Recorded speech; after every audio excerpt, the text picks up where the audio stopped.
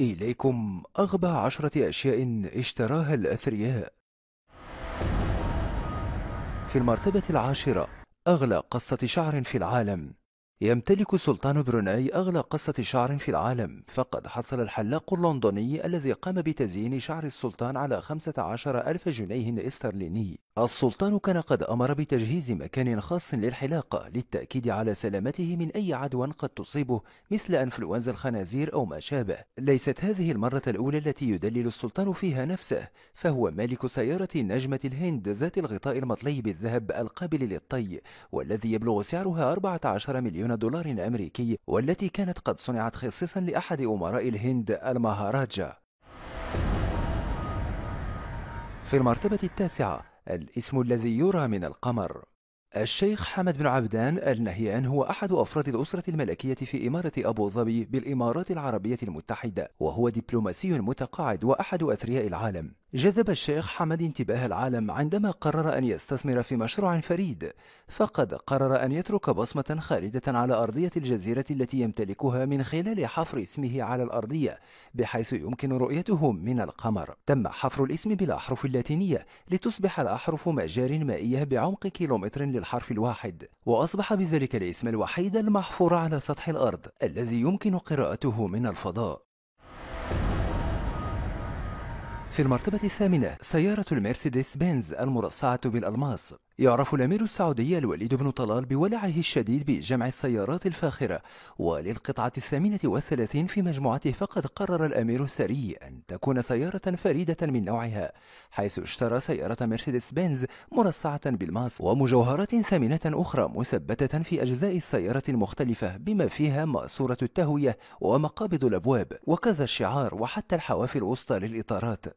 تلك السيارة أصبحت بلا منازع السيارة الأغلى عالميا، فقد أنفق فيها ما يقارب 48 مليون دولار أمريكي. وذكر البعض أن الأمير حقق بعض الربح من تلك السيارة عندما سمح للأشخاص الراغبين في معاينتها بدفع مبلغ 1000 دولار مقابل لمسها ورؤيتها عن قرب. في المرتبة السابعة، أغلى ساعة في العالم.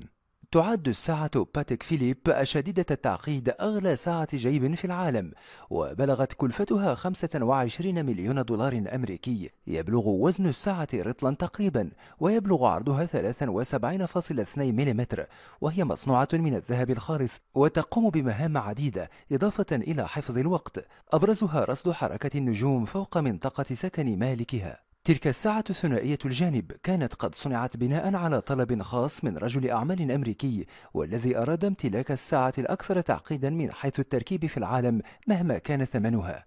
وقد حصل على تلك الساعة الفريدة التي أصبحت فيما بعد محط أنظار الأثرياء المهووسين بالمقتنيات الثمينة الفاخرة، وقد بيعت في مزاد في العام 2014 لأحد الأشخاص. في المرتبة السادسة، منزل بملياري دولار.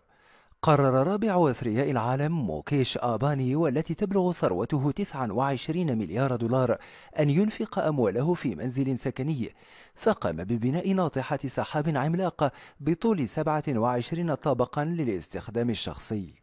ناطحة السحاب تلك تحتوي على مساحة داخلية بحجم 4 ملايين قدم مربع، وترتفع 550 قدما فوق أحياء بومباي الفقيرة. يعمل داخل ناطحة السحاب تلك أكثر من 600 عامل للاعتناء بالمنزل الذي يعد ثاني أكبر سكن خاص في العالم بعد قصر بوكنغهام. في المرتبة الخامسة، جراحة تجميلية لتصبح قطة. عرفت البليونيرة جاسلين ويلدنستون بنمط حياتها شديد الإسراف، فمن فاتورة هاتفها التي وصلت 60,000 دولار أمريكي إلى ذوقها الفريد في النبيذ الذي كلفها 575,000 دولار، تبقى شهرتها السيئة نابعة من نفقتها الكبيرة على العمليات التجميلية التي أجرتها لوجهها. أنفقت تلك المرأة حوالي 4 ملايين دولار في العمليات التجميلية بهدف جعل ملامح وجهها تشابه ملامح القطة قدر الإمكان، والسبب بحسب بعض المزاعم هو زوجها الذي يحب القطط، لذا قررت تعديل شكلها أملا في جذب انتباهه. لسوء الحظ زواجها انتهى بالطلاق ودفع مبلغ 2.5 مليار دولار كتسوية.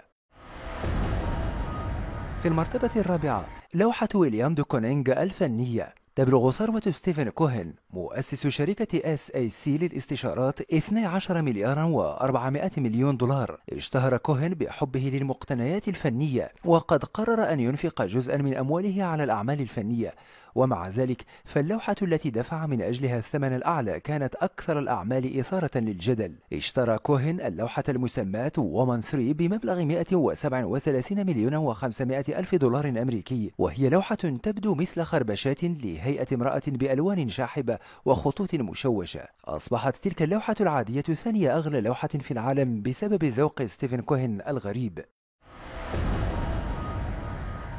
في المرتبة الثالثة يخت الخسوف. تبلغ ثروة رجل الأعمال الروسي رومان أبراموفيتش مالك نادي تشيلسي لكرة القدم 11 مليارا و200 مليون دولار أمريكي، وقد قرر أن ينفق مبلغا من المال على شراء يخت ضخم بمواصفات فارهة. ذلك اليخت الباذخ، والذي يعتبر أكبر يخت شخصي في العالم، بلغت تكلفته 450 مليون دولار أمريكي. يحتوي اليخت المسمى إكليبس على نظام كشف الصواريخ، ومنصتين لهبوط طائرات الهليكوبتر، ومنتجع معدني، وحوض سباحة، كما يحتوي على نظام مضاد للمصورين المتطفلين لكشف كاميراتهم الرقمية والتشويش على الصور الملتقطة لليخت لمزيد من الخصوصية. في المرتبة الثانية طائرة بوينغ الذهبية. يعد سلطان بروناي حسن البلقية أحد أغنى ملوك العالم، وتبلغ ثروته 40 مليار دولار أمريكي. برغم امتلاك السلطان لطائرته النفاثة الخاصة، إلا أنه رأى أن ذلك غير كاف، فقرر أن يمتلك أغلى طائرة في العالم. اشترى السلطان طائرة بوينغ 747 بمبلغ 100 مليون دولار أمريكي، ودفع 120 مليون دولار إضافية لإجراء الكثير من التحسينات والإضافات على الطائرة، كإضافة لمسات من الذهب على الديكور الداخلي للطائرة، وتزويد الطائرة بمفروشات فاخرة باللون الفيروزي منتشرة في غرف فاخرة داخل الطائرة، بل حتى أماكن غسل اليدين في الطائرة لا تخلو من الذهب، كما أن حوض الاغتسال مصنوع كذلك من الذهب. يحل في المرتبة الأولى دفتر يوميات دافنشي. يعد بيل غيتس مؤسس شركة ميكروسوفت أحد المعجبين بالفنان العالمي ليوناردو دافنشي، لكن إعجابه لم يكن بلوحاته الفنية الفريدة العالمية، بل بإسهاماته وكتاباته في مجال الاختراعات والاكتشافات العلمية. إعجاب غيتس دفعه إلى تقديم 30 مليون و800 ألف دولار أمريكي لقاء الحصول على أحد الدفاتر العلمية للعالم ليوناردو دافنشي. في العام 1994 تم عرض أشهر دفتر يوميات علمي لليوناردو دافنشي في مزاد علني، وقام غيتس بشرائه بمبلغ 30 مليون و800 ألف دولار أمريكي، جاعلا منه أغلى كتاب في العالم. أما المسمى إنكفارد كامبراد فهو غير مصنف ضمن هذه اللائحة، وستعرفون السبب. إنكفار كامبراد هو البليونير المعروف بعداوته الشديدة للإسراف، وهو أنسب شخصية نختم بها الحديث هنا لترجيح الكفة بعد سلسلة من مغامرات الأثرياء المتهورة. إنكفار كامبراد هو مؤسس شركة إيكيا السويدية المتخصصة في بيع الأثاث بالتجزئة، وهو أحد أغنياء العالم. لكن على عكس الكثير من الأثرياء، يفضل كامبراد أسلوب حياة مقتصد جدا. عندما يضطر كامبراد للسفر بالطائرة يقوم بالحجز في الطبقة الاقتصادية، وعندما يكون بمقدوره الوصول إلى وجهته بالسيارة فإنه يستخدم سيارته فولفو 240 من إنتاج العام 1993، كما يتناول طعامه في أحد مطاعم إيكيا المعروفة برخص ثمنها. وعرف عنه أيضا أنه كان يأخذ علب الملح والفلفل من المطاعم. أثاث منزله المتواضع قام هو بتجميعه من شركته إيكيا، وكان ينصح موظفيه أن يكونوا متواضعين ومقتصدين قدر الإمكان، ويأمرهم أن يكتبوا على جانبي الورقة كليهما قبل رميها.